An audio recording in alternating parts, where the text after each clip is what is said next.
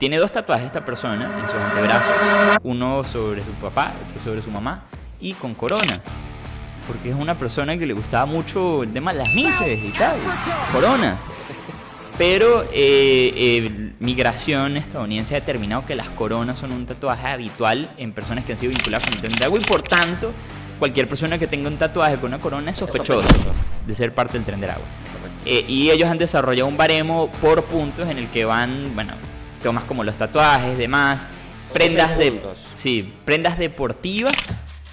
Si eso, voten todo lo que sea Chicago Bulls. Ese equipo está maldito para migración. Pero bueno, ¿qué tal la semana? Buena semana. Ayer por fin Venezuela tuvo una victoria en algo.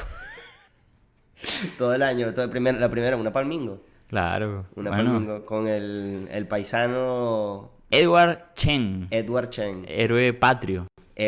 Deberían darle una arepa, la orden Simón Bolívar. Y la ciudadanía honorífica. Y la ciudadanía honorífica, porque si se la dan de verdad, termina con el Aliens Enemies Act, termina en El Salvador. En El Salvador. Entonces, bueno, con la honorífica creo que basta. Para el compañero Chen. ¿Qué fue lo que hizo? Cuéntanos. Bueno, Edward Chen, ¿verdad? El día lunes, el día de ayer, tomando en cuenta que estamos grabando el martes. Martes, April Fools. April Fool, que es la versión gringa del Día de los Inocentes. Sí. Que no sé por qué la hacen en abril. No, tampoco tengo idea. No entiendo nada, pero bueno. Pero creo que es mucho más pasable que nuestra celebración de los inocentes que... Claro, que es la matanza de los inocentes. Sí, de los bebés. De los bebés. Por parte del rey Herodes. De Herodes, correcto. Uh-huh. Y nosotros decimos, joder. Sí, no. Me parece muy bien. Es bastante latinoamericano. Sí. Igual nadie está consciente de eso. No hay problema. Bueno, pero en fin, ayer el juez Edward Chen de California, Distrito Norte de California, tomó en cuenta el recurso que impuso la Alianza Nacional del TPS y la Alianza Venezolana, el Caucus Venezolano-Estadounidense, Venezolano-Americano, VAC, por sus siglas. Venezuelan American Caucus. Venezuelan American Caucus. Saludos para esa gente. Saludos, han hecho muy buen trabajo en el tema del TPS. Creo que no son el único caucus venezolano, pero por lo menos en el tema del TPS es el único que ha sonado. Interpusieron esa demanda pidiendo la anulación de la orden que anula el TPS, o sea, el congelamiento de eso. Pero mientras tanto, mientras se resuelve el tema, la Alianza Nacional del TPS pidió un injunction, que es una medida de cautelar, básicamente. Esa palabra se va a poner de moda. Van a haber varios injunctions, José. Me parece a mí. Yo creo que van a haber varios injunctions nacidos. Pero cuéntanos qué es un injunction para... El injunction es una medida cautelar. Que básicamente lo que está pidiendo la Alianza Nacional del TPS es paralicen la orden del Ejecutivo, del gobierno de inmigración, que iba a dejar sin estatus a 300.000 personas, a 300.000 venezolanos, por la mínima. Paralicen eso, vamos a mantener a los venezolanos con estatus, es decir, con la posibilidad de trabajar, con la posibilidad de sacarse una licencia, que es muy importante en los Estados Unidos, mientras el caso judicial se resuelve sobre si la terminación del TPS por Cristinón fue legal o no. Muchos venezolanos estaban que, se les vence el TPS el 2 de abril, creo, ¿no? Sí. O sea, el miércoles, mañana o cuando se publique este video ya se habrá vencido o no. Pero no se habrá vencido porque ya está protegido. Sí, ya está protegido, pero, o sea, digamos, la fecha como tal, ¿no? Y el juez juzgó a favor de los venezolanos, diciendo que, efectivamente, mientras el caso se resuelve, las personas van a estar protegidas. No solamente eso, fue un poquito más allá.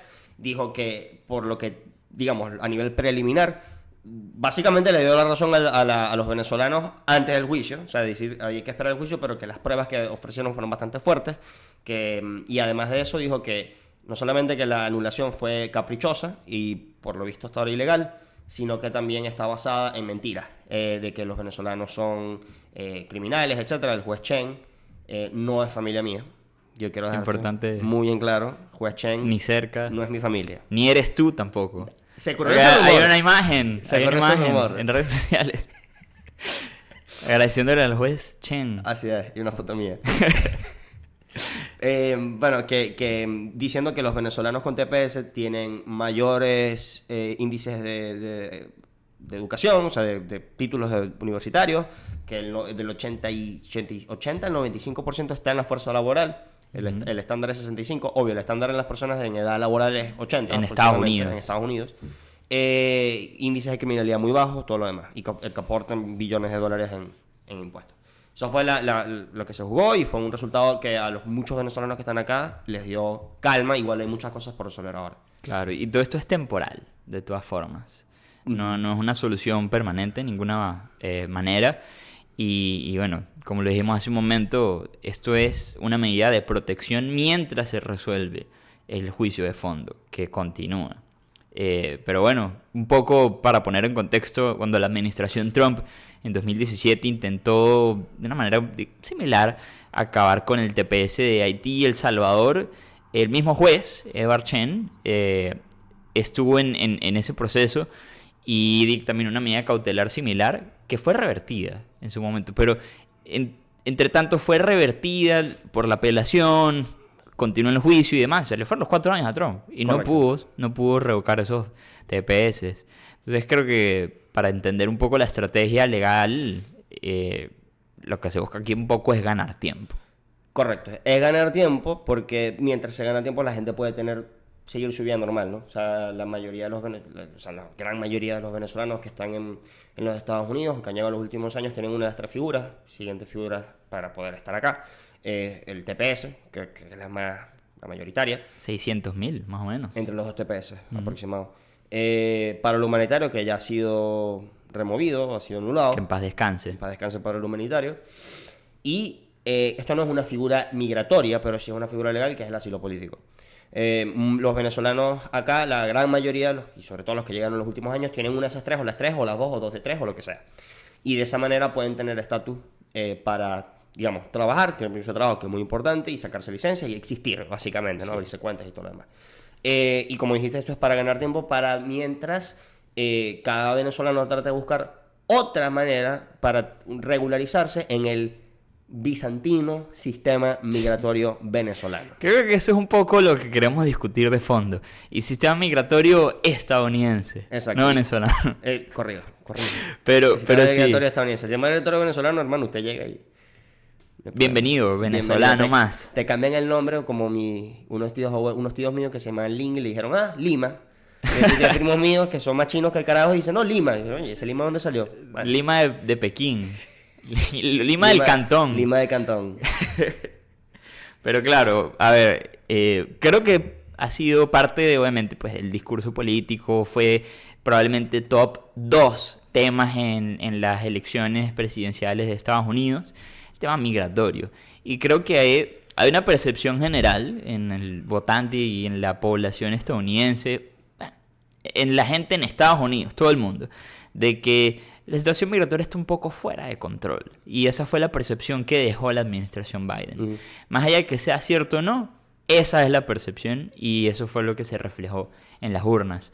Ahora, el cómo entender qué es lo que está fuera de control, qué es lo caótico y demás, muchas veces se convierte en el argumento de lo escuchas de americanos, que sí queremos que vengan, creemos que la migración es positiva, pero cuando se hace legalmente.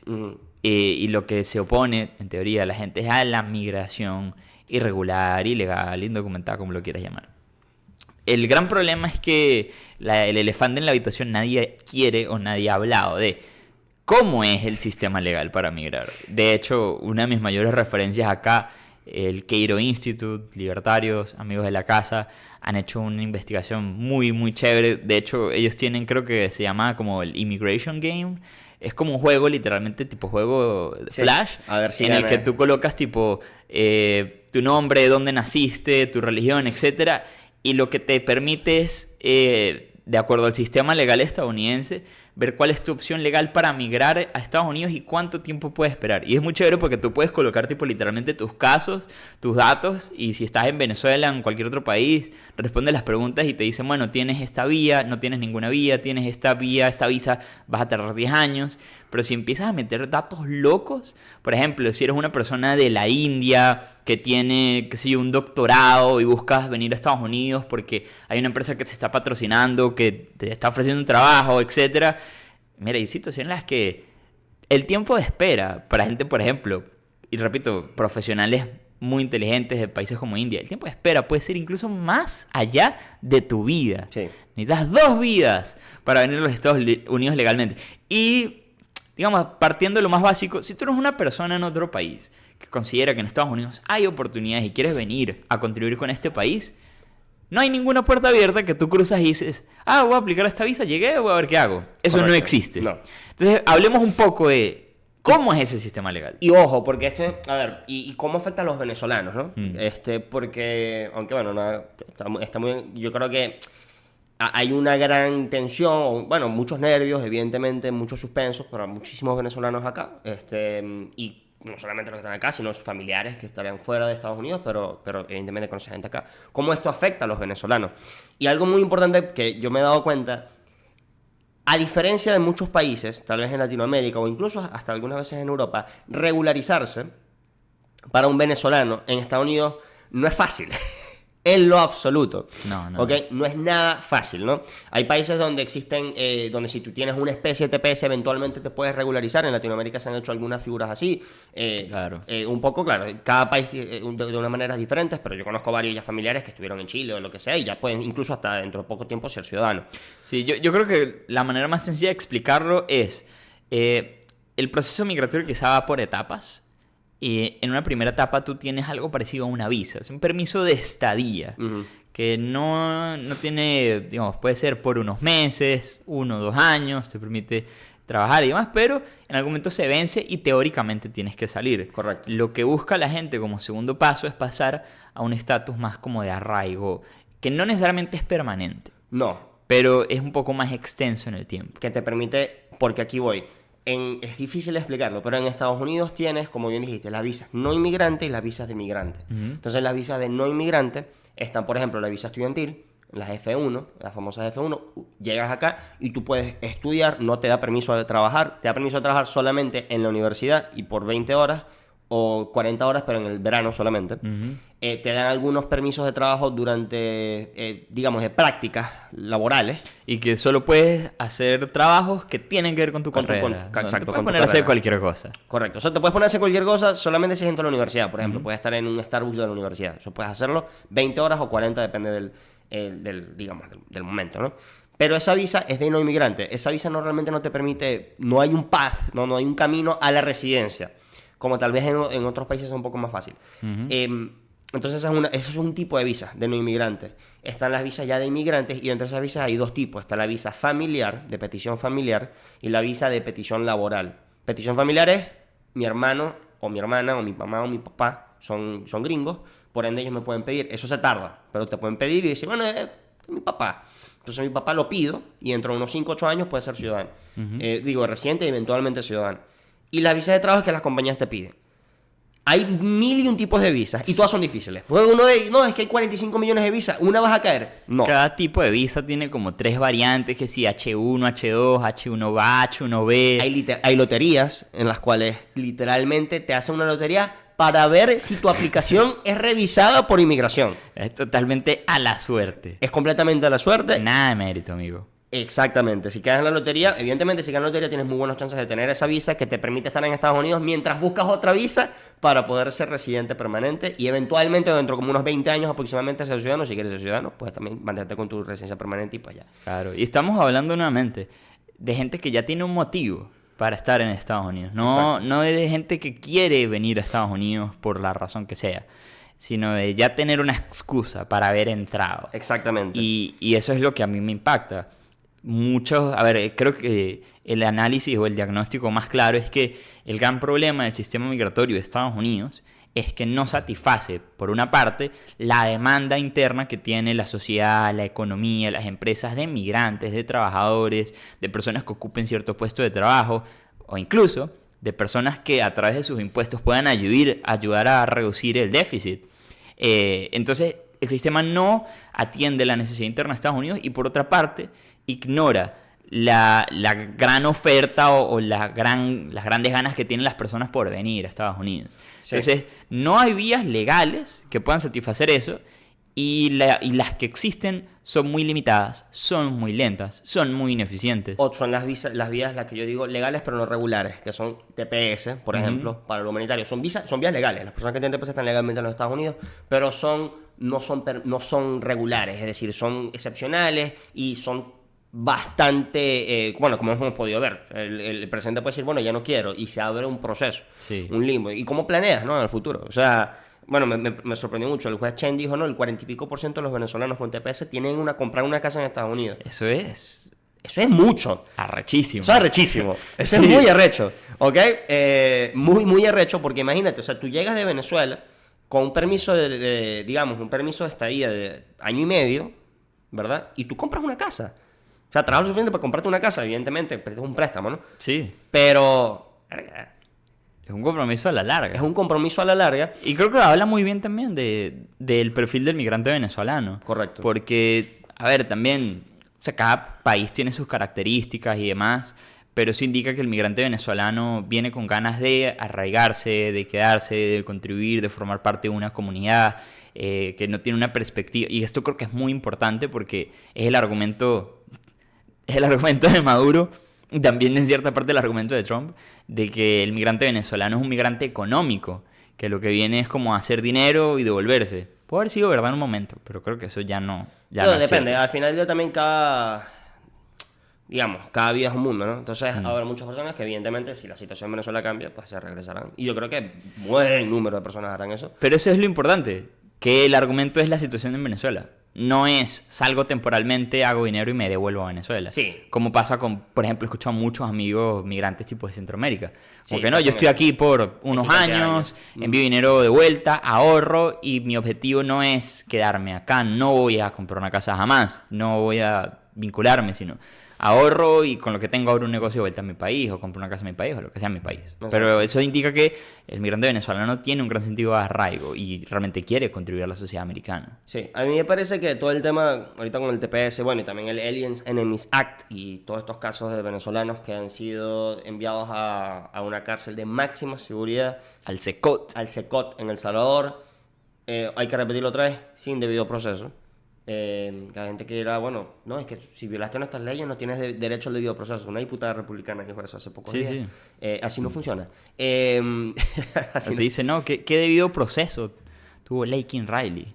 Que fue asesinada por un horriblemente migrante. asesinada por Un migrante venezolano. Sí, sí. Eso no tiene una cosa no tiene que ver con la otra. No. Y además, el debido proceso hubo. Esta persona fue capturada, fue investigada, fue sentenciada por un juez. Exacto. Ya está presa. Hubo debido proceso. Y eso es lo que debería importarle más a la familia de la víctima. Que, o sea, la persona a la cual les causó este horrible daño y les ha desgraciado la vida por completo, recibirá La un condena castigo adecuada. justo, acorde al daño que hizo, que fue terrible. Exacto.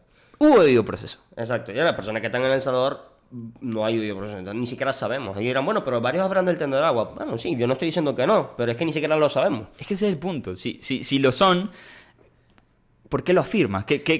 ¿Cuáles son las pruebas, las evidencias? Y ahí es donde vamos a, bueno, parte de lo que se ha descubierto a través de este juicio en la juez el juzgado de distrito del Distrito de Columbia, con el juez James Boasberg, es que los baremos que utiliza el gobierno están completamente desfasados de la realidad de las bandas criminales venezolanas. Los tatuajes, por ejemplo. El tema de los tatuajes es totalmente fuera de control. El caso que creo que ha sido más polémico en los medios ha sido el de Andris, el estilista, una persona de la comunidad LGBT que tiene 2 tatuajes Andino, en sus ¿no? brazos. Sí, Andino, el Táchira, que por cierto vinculado a la festividad de los Reyes Magos de Capacho.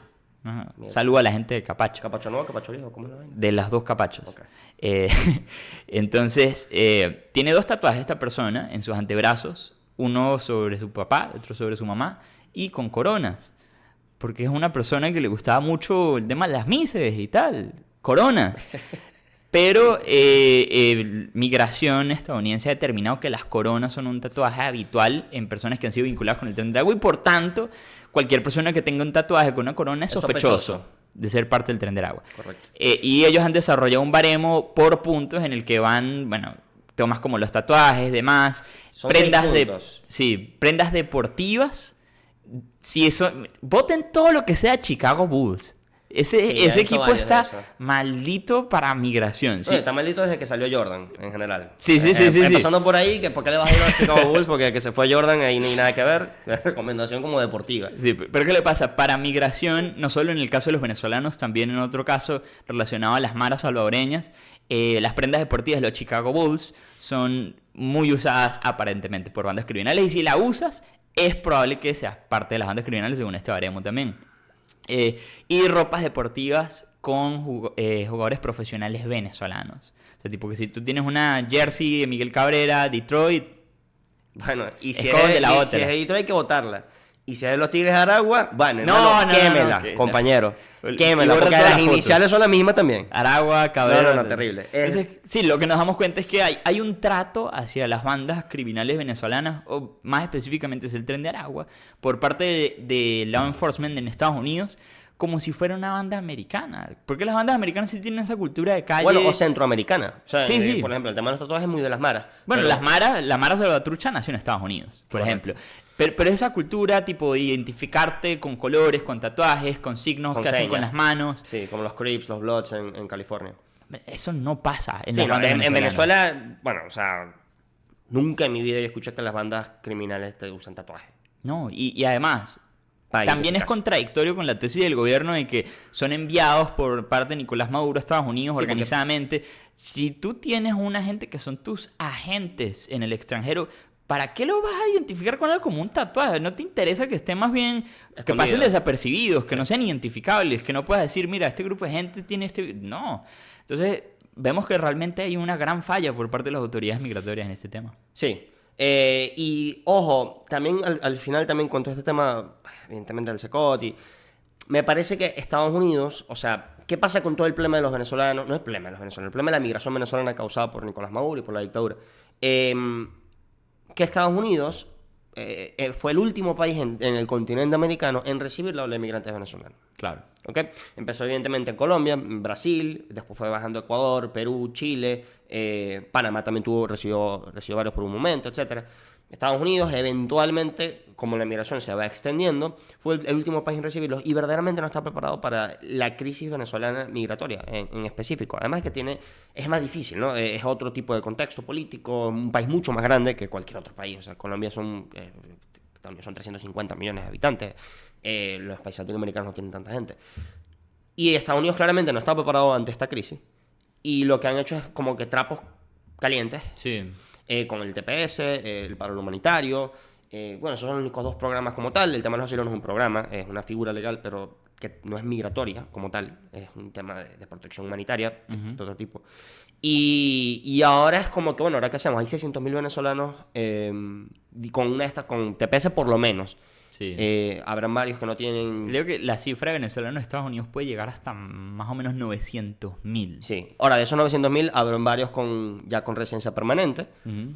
Que, digamos, podemos decir que están completamente seguros de cualquier tipo de riesgo de deportación. pero Mientras no están será en mucho. Estados Unidos. Mientras están en Estados Unidos. Pero no será mucho. Entonces, no sé cuánto es el número, pero es bastante. Cientos de miles de venezolanos que están en una situación de riesgo, que tienen efectos en la economía. Por ejemplo, en Florida, evidentemente, o en algunas partes de Texas.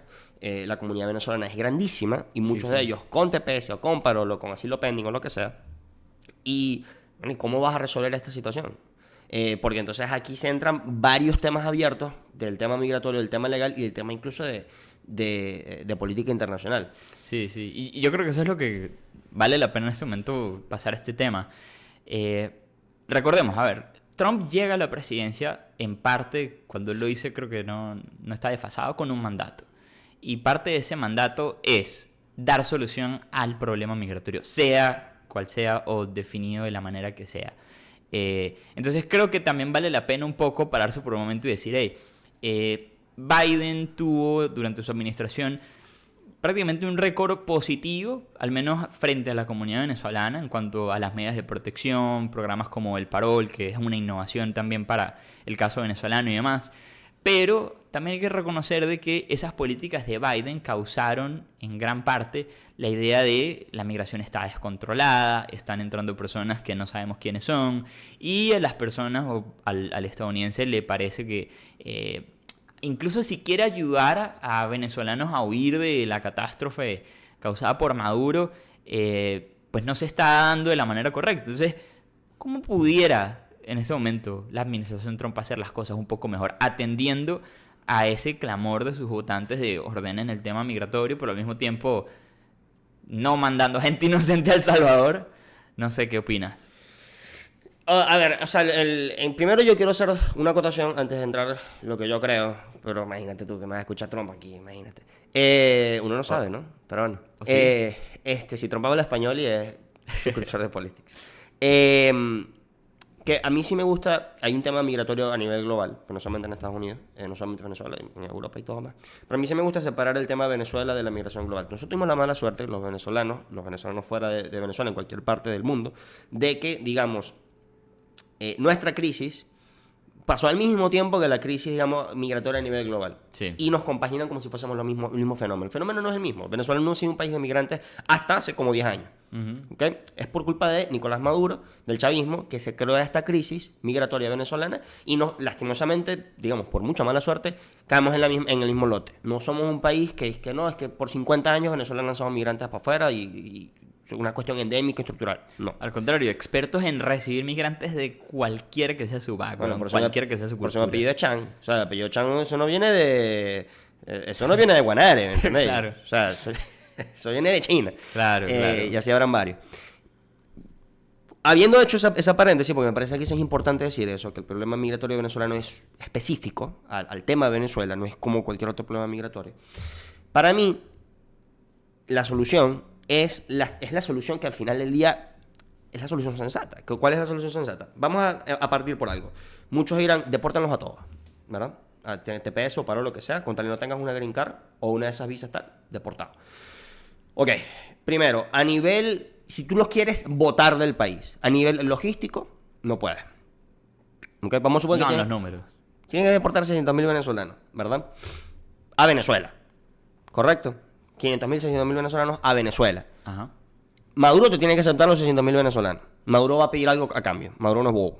¿Okay? Él te puede aceptar algunos vuelos sin nada a cambio, pero él no te va a aceptar 600.000 personas sin nada a cambio. Ese es el punto número uno. Punto número dos, a nivel logístico no hay un avión de 600.000 personas. Entonces tú necesitas tener una relación bien establecida con el país que recibe para poder deportar cientos de miles de personas. Ese es el punto número uno. Punto número dos, si puedes hacer lo que llaman acá el self-deportation, que es básicamente cortarle a todos los venezolanos las vías para trabajar y que la gente se vaya por sí mismo, eso va a afectar, eso me parece que sí lo pueden hacer, eso va a afectar mucho, como dijimos, Florida, algunas partes de Florida, algunas partes de Texas, etcétera, va a tener un golpe bastante fuerte. Y no sé si necesariamente que gana Estados Unidos necesariamente con eso, pero lo pueden hacer. La mejor solución realmente es, y como dices tú, para también darle ese beneficio a los votantes, es, ok, primero si vas a tener que cerrar la frontera lo más posible, es decir, vas a tener que tomar nuevos protocolos con el tema de la gente que pide asilo, ¿verdad? Llegando a la frontera. Ya los números han bajado bastante, por lo menos estos últimos 2 meses. Sí. Y a las personas que están una vez aquí dentro, vas a tener que investigar caso por caso para proceder a una manera especial, que es el trato que se le da especialmente a los venezolanos para que puedan hacer acá su vida tranquila mientras la situación dura en Venezuela, que es básicamente el TPS, pero digamos de una manera más estable y con pocos tal vez más de años, y algunas personas podrían tener acceso a la residencia permanente, ni siquiera si quieres, podrían decir, puedes ser residente permanente y nunca vas a votar, nunca vas a ser ciudadano, no importa, pero seguir esa manera que en varios países en Latinoamérica lo han hecho de una manera u otra. Recordemos, la migración venezolana sí son bastantes, son como 800.000 aproximadamente, pero a nivel de la población general estadounidense tampoco que...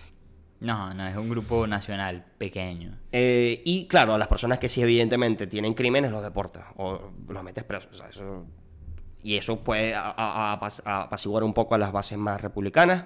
Yo creo que esto es un poquito naif o un poquito wishful thinking, como dirían los estadounidenses, no creo que eso es lo que vaya a pasar, pero me parece que es lo más lógico que pase, tomando en cuenta la situación venezolana sin poner en riesgo la política exterior de los Estados Unidos con Maduro. Sí, de todas maneras yo no creo que es ingenuidad, porque hay encuestas ya que se han hecho sobre la sociedad americana de si creen que ha habido errores en las deportaciones de El Salvador, y pues la mayoría, creo que aproximadamente un 60%, considera que hubo al menos algunos errores en los vuelos de deportación a El Salvador. Entonces creo que también esto es una señal para la administración Trump de no todo se vale y la gente no está buscando sangre con este tema. O sea, si cometes errores graves, también tus propios votantes, y quizá no la base más, digamos, radical del Partido Republicano, quizá no reacciona, pero sí más el votante que se va a la centro-derecha, a la gente que está muy decepcionada por el manejo económico de Biden. O sea, votantes que potencialmente pueden ayudarte a mantener y desarrollar tu base electoral, pues lo estás alienando con errores de ese tipo. Pero al mismo tiempo, creo que también vale la pena aclarar de que, o sea, si se hacen recomendaciones, al menos desde el punto de vista de la comunidad venezolana hacia la administración Trump, también se hacen desde la claridad de aquí nadie está luchando para la ciudadanía de los venezolanos en Estados Unidos. No, exacto. O sea, los venezolanos estamos en Estados Unidos porque Maduro nos obligó a huir, porque no podemos regresar tranquilamente a nuestro país, porque tortura, persecución, violencia política, todos los motivos por los que las personas están acá. Y no es una lucha para conseguir un estatus permanente, que es lo que yo también he visto que se ha como que debatido mucho en redes. Las personas dicen, personas desde el tuitero X venezolano hasta el zar de la frontera, Tom Homan, te dicen, bueno, pero es que el TPS es algo temporal, ustedes no pueden pedir que lo tengan para siempre, ¿no? Pero es temporal en tanto hay condiciones que no te permiten regresar de manera segura a Venezuela. Si Venezuela es un país en el que tú tienes al Departamento de Estado diciendo ningún americano debería estar en Venezuela porque te secuestran, te matan, etcétera, eso no es un país al que puede devolver venezolanos de manera segura. Y no solo eso, cuando se hace la orden ejecutiva de los aranceles secundarios a Venezuela, el mismo presidente de los Estados Unidos dice, bueno, evidentemente no lo escribió él, pero lo firmó, los venezolanos que han huido por la situación económica, humanitaria que sigue empeorando en Venezuela. Sí. Que completamente en contra de lo que dice Cristina. Entonces el mismo gobierno lo entiende, el mismo gobierno lo acepta. Y yo estoy de acuerdo contigo, no es una lucha para la ciudadanía de los venezolanos acá. Si tú tienes la ciudadanía está muy bien, si tienes la residencia permanente está muy bien también, son decisiones personales.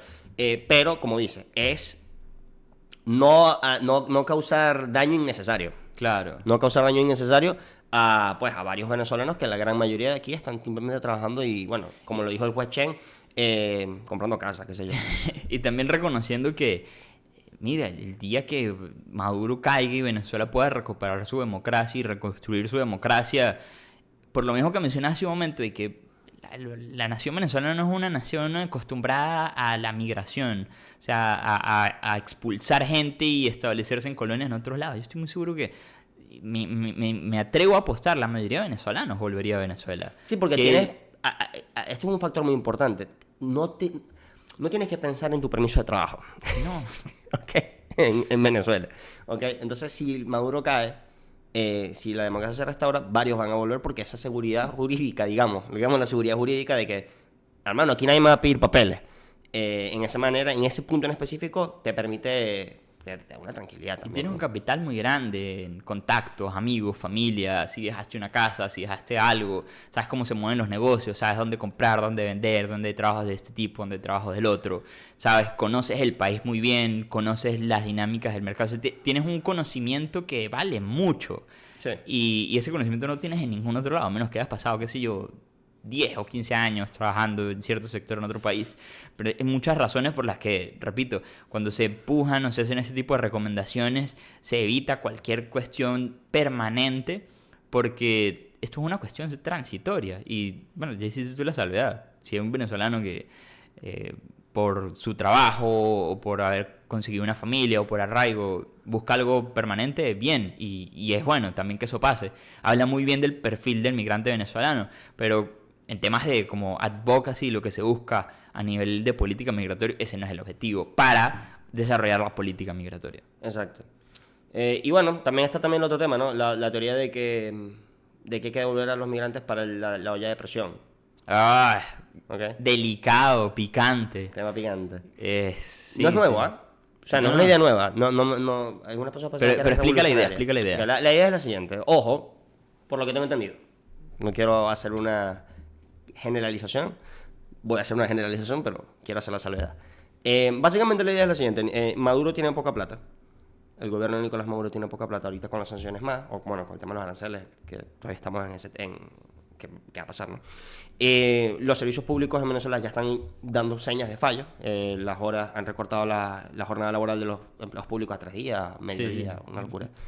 Y la teoría es, si tú logras que los 500.000 venezolanos sean deportados o se autodeporten a Venezuela, eso va a generar una presión, ¿verdad?, para Nicolás Maduro, en la manera en que él mantiene el control del país, y eso va a generar las situaciones, los catalizadores para que haya revueltas y eso logre desplazar al gobierno. Esa es más o menos la teoría a nivel general. Si combinas eso con las presiones económicas y tienes a 500.000 venezolanos deportados, varios autodeportados, otros deportados, pero en situaciones realmente no las mejores, se va a generar ese caldo de cultivo para una crisis que desplaza a Maduro. Esa es la teoría. Eso no es nuevo. Los cubanos siempre dicen eso. ¿Okay? La migración cubana en Estados Unidos, una de las partes de los temas es lo mismo, que Castro utiliza la migración para mantenerse en el poder. Claro, el poder venir a Estados Unidos con la ley de ajuste cubano. Si tienes un año viviendo en Estados Unidos, puedes optar por residencia permanente. Correcto. Los cubanos han dicho eso siempre, toda la vida. Los cubanos en Estados Unidos. Los cubanos en Estados Unidos. ¿Okay? Sí. El debate cubano en Estados Unidos es ese, en parte. Que si logramos evitar eso, el régimen castrista va a caer. No ha caído. En lo absoluto. Yo no sé necesariamente qué tan cierta sea o qué tan válida es esa teoría. A mi punto de vista, primero porque a nivel logístico, Maduro, si esto fuese cierto, Maduro no va a aceptar a 500.000 venezolanos. Primeramente. O sea, si no Maduro, va a pasar. Maduro no es bobo. O sea, si esta teoría es cierta, Maduro no va a aceptar tanta gente. Y ya. Punto. ¿Y qué vas a hacer? O sea, vas a bombardear Venezuela para meter venezolanos. Eso es medio absurdo. Y al mismo tiempo yo creo que, o sea, si es un venezolano quien empuja esta teoría, me parece que también es un poco, no quiero usar una palabrota, pero un poco cagarse en la historia. Porque ves 2013, 2014, 2017, 2019... 2024 más recientemente, pero me refiero a momentos en los que no necesariamente el número era tan masivo, inmigrantes venezolanos, obviamente fuera de Venezuela, y habían grandes movimientos de calle, había mucha presión interna, habían protestas, había cierre total de calles. Por ejemplo, San Cristóbal en 2014 era literalmente la mitad de la ciudad estaba completamente trancada por barricadas. Maracaibo también. O sea, esos momentos de presión los hubo, y en su momento no llegaron al objetivo final, que era desplazar a Nicolás Maduro del poder y recuperar la democracia. Ojo, y otra cosa, necesitas el número de inmigrantes para generar un catalizador. Bueno, claramente no. En 2024 se generó el momento. Sí. ¿Se aprovechó o no se aprovechó? Bueno, ya podemos debatir otro eso en otro episodio. Pero se generó sin esa cuestión. Los venezolanos, el venezolano no necesitas 500.000 venezolanos deportados para generarle, un episodio a Nicolás Maduro que lo debilite. Sí, de todas maneras yo siento que, ya que estamos de conclusión, el gran problema, el dilema migratorio de Estados Unidos es, nuevamente, que el sistema migratorio actual no da vías legales, rápidas, eficientes que atiendan la necesidad, primeramente, de Estados Unidos de migrantes y por otra parte la cantidad de gente que quiere venir. Por ejemplo, el programa de Parol fue muy eficiente por 2 o 3 meses, porque el Parol nace como una manera negociada entre Estados Unidos y México Estados Unidos reconoce, ahora los venezolanos son la nacionalidad número 1 en cruces irregulares en la frontera sur. Necesitamos ponerle un parado a esto. Y México al mismo tiempo entiende, hay un flujo extraordinario de migrantes que entran también por nuestra frontera y muchos de ellos son venezolanos. Entonces, además de que, México siempre ha tenido, por la dinámica fronteriza, la cuestión de los cruces irregulares, México dice como que, aparte que la situación no la puedo controlar, se me está poniendo mucho peor, ¿qué podemos hacer? Entonces, la administración Biden saca el programa de parol humanitario, reconociendo en principio la crisis política, social y económica en Venezuela, como una manera de frenar, porque para poder aplicar para el parol humanitario que te permitía vivir y trabajar en Estados Unidos por 2 años, no podías haber entrado, después de la fecha de la designación, no podías haber entrado ilegalmente a México o a Panamá. O sea, el tránsito en Centroamérica se frenó por completo, porque la ganancia era muy grande.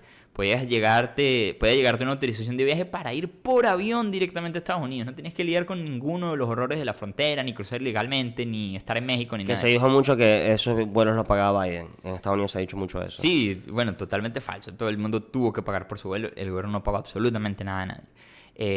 Coño, me parece un programa muy efectivo porque también tú necesitas un patrocinador en Estados Unidos, alguien con estatus legal que firme un papel que diga, yo me voy a encargar de esta persona, de cuando llegue, de que tenga casa, de ayudarle a sus primeros pasos, y también como que muestra de alguna manera, no necesitamos la ayuda del gobierno para poder migrar. No necesitamos, por ejemplo, la locura de la política de Nueva York, de los shelters, que me parece que ha hecho mucho más daño de lo que puede ayudar a la comunidad venezolana, y también ha sido un gran argumento que ha utilizado la gente más anti-inmigración en contra de la comunidad venezolana en particular.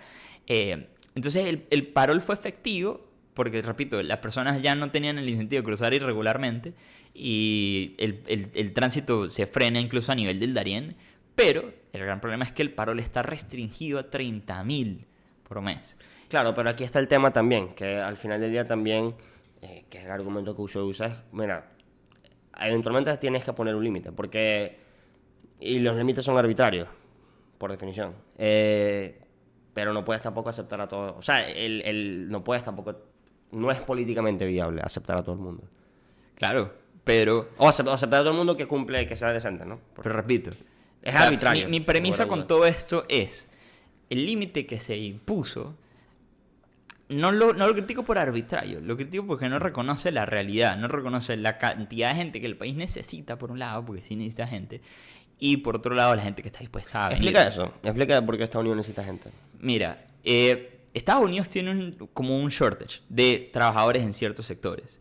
Y el migrante, por lo general, es una persona que viene altamente motivada a trabajar, a emprender, a invertir, y realmente no se preocupa mucho el tipo de trabajo que va a comenzar a hacer. A diferencia de la población nativa, que sí le preocupa mucho, que, bueno, quizás citando un poco incluso a dueños de empresas en Estados Unidos, el trabajador es mucho más motivado, no quieres tener problemas con la policía, no quieres tener problemas de drogas, quieres presentarte a la hora todos los días, si hay extra tiempo lo haces porque necesitas dinero, etc. Entonces el perfil de trabajador migrante es muy atractivo para los empleadores en Estados Unidos. Y además, esa inyección de trabajadores en mano de obra, por ejemplo, o en industrias de servicio como restaurantes, bares y demás, habilita que los trabajadores estadounidenses puedan subir a cargos más de manager, de supervisor, etc. Entonces mejora la situación de los trabajadores estadounidenses actuales y al mismo tiempo te inyecta mucha más fuerza de trabajo. Y Estados Unidos es un país muy grande. De repente tú dices, bueno, hay mucha gente en Nueva York, pero Estados Unidos es mucho más que Nueva York. Y hay muchas ciudades, o bueno, pueblitos que mínimos necesitan esa inyección de mano de obra. Entonces, eso no lo determina un burócrata en Washington. Eso no lo puedes determinar tipo, bueno, yo sé calcular cuánta gente necesitamos y necesitamos tantos PhD y tantos con maestría y tantos así y tantos sin estudio. Tipo. Eso solamente lo pueden determinar las personas. Y por eso yo creo que el programa de Parol da por lo menos un indicio o da un paso en la dirección correcta, porque bueno, hay que reconocer también que hubo mucho fraude en el programa de Parol. Hubo gente que se robó identidades de otras personas para aplicar como patrocinadores. Eso es horrible, nunca había empezado y fue tan grave que la administración Biden tuvo que pausar el programa por un tiempo. Sí. Entonces, debilidades del programa. Pero al mismo tiempo digo, si hay una persona con una empresa en Estados Unidos que tiene suficiente capital para decirte, mira, Daniel Chan, tú que estás en Venezuela, nosotros te patrocinamos, aquí está tu oferta de trabajo, puedes empezar tal día, tal... ¿Cuál es la barrera para que una persona en esa situación venga a Estados Unidos? A mi parecer, ninguna. Y debería Estados Unidos, por lo menos la administración Trump, ser un poco más meritocrática en ese sentido.